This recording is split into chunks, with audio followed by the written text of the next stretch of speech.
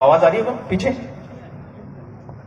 मेरा नाम कर्नल केसरी सिंह राठौड़ है। भेड़तिया हूं, गांव शिवरासी। 21 साल की नौकरी करने के बाद में अभी सेवानिवृत्त हुआ हूं।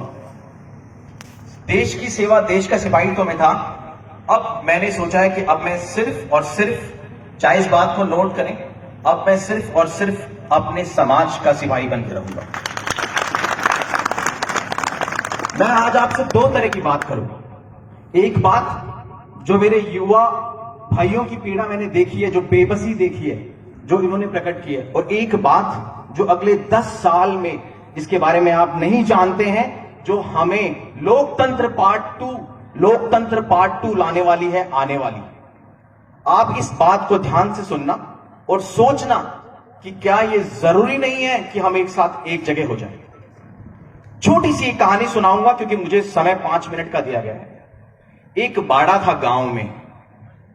बाड़ा समझते हैं सर? मैंने थोड़ी, हमारी मारवाड़ी थोड़ी वीक है तो मैं हिंदी में कंफर्टेबल हूं। एक बाड़ा था गांव में। उस बाड़े में किसी ने मुर्गियां पाल रखी थी। मुर्गी ने बच्चे, अंडे दिए, उसके बच्चे हुए छोटे छोटे चूजे, 15, 20, 25। और उसी में एक खेजड़ी पे एक घोंसला था जिसमें से एक चील का बच्चा गिर गया।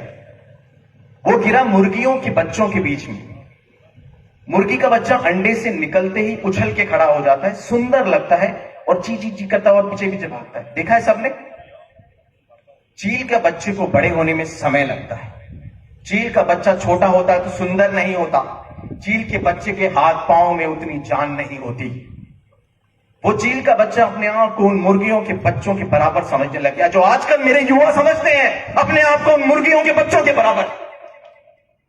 वो चील का बच्चा ये महसूस करने लग गया कि मैं भी मुर्गी हूं, और कई गुजरी मुर्गी हूं जो उन मुर्गियों के बच्चों के साथ साथ जो उसकी तौहीन करते थे कि देख, तुझसे तो चला भी नहीं जाता, तेरे तो पंख भी नहीं है, तू तो पीछे पीछे घिसट के आ रहा है। ये दुर्दशा मेरे उन युवाओं की है जो अभी मैं देखता हूं। फिर क्या हुआ? समय गुजरता गया, वो चील का बच्चा बड़ा होता गया, पंख आए, मगर मेंटली टूट चुका था वो।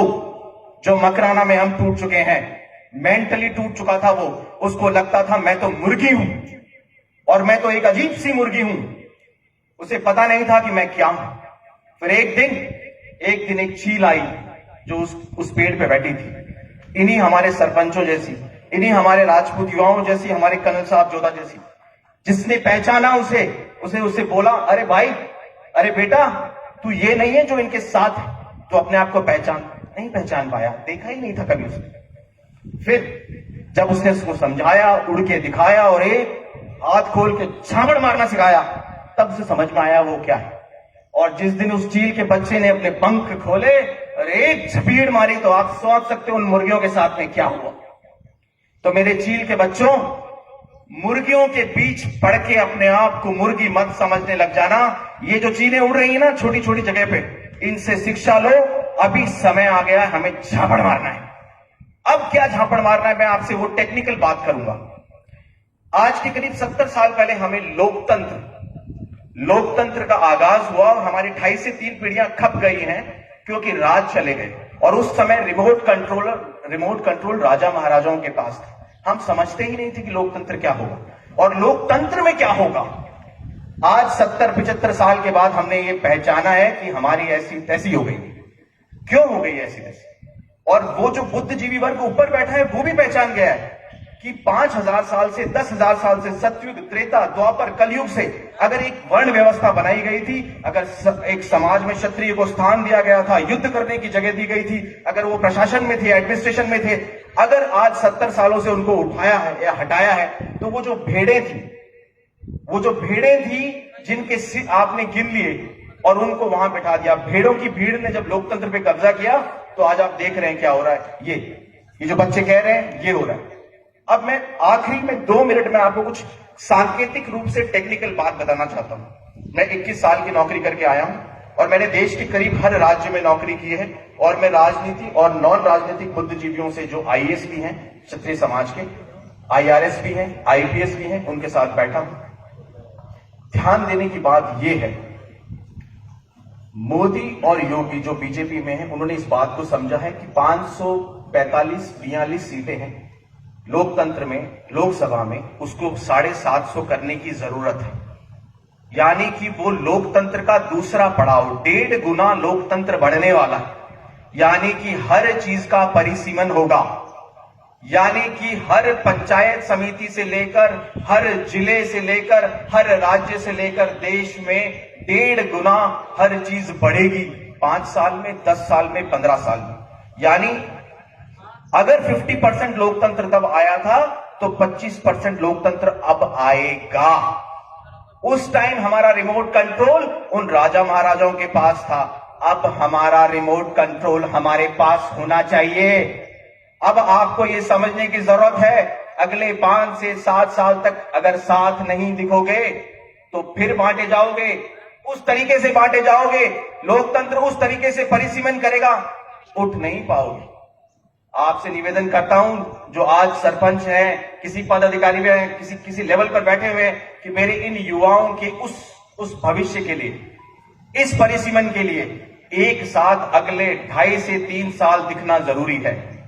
70 साल का 5% 3.5% होता है, 70 साल का 10% 7% होता है। कल मेरी मैं नाम नहीं लूंगा, काफी पॉलिटिकल स्टेट लेवल के हैं, उनसे मेरी बात हुई। उन्होंने कहा, कर्नल साहब विश्वास रखो, अगर साथ भी दिख जाओगे ना राजपूत, क्योंकि राजपूत एक ऐसी शक्ति है जिसको संयोजित करना आसान है, उसका आप नेतृत्व करना बहुत मुश्किल है। उसको अगर आप ये कोशिश करो कि हम इसको डायरेक्शन दे देंगे, गाइडेंस दे देंगे, नहीं लेगा। उन्होंने कहा 3.5 साल से और 7 साल में जिनको आप प्रतिद्वंद्वी कह रहे हैं ना, वो अभी 8 है ना, 8, अगली बार 5 या 4 और उसके बाद सीधे 0, उसके बीच में नहीं रुकना है। इसलिए मैं आपसे निवेदन करूंगा, 1 अंदर देखो, 2 अपने चील के बच्चे जो मुर्गियों के बीच हैं उनको शक्ति दो, जरूरी है, आप लोग दे सकते हैं।